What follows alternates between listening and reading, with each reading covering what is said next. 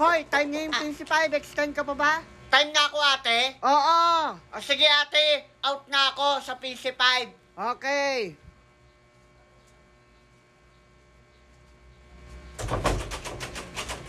Hoy! Ano ginagawa mo? Tatakas ka pa, ha? Magbayad ka. Hindi po ako tatakas, ate. Hindi tatakas. Oh, nakalak yan. Hindi ka makakatakas. Ate, nakalock pala. Nilak ko talaga yan. Alam ko kasing tatakasan mo ako eh. Magbayad ka na. Hindi, ate. Magbabayad ako kaso wala na akong pera eh. Sorry po. Ate, palimos po. Pang computer lang po.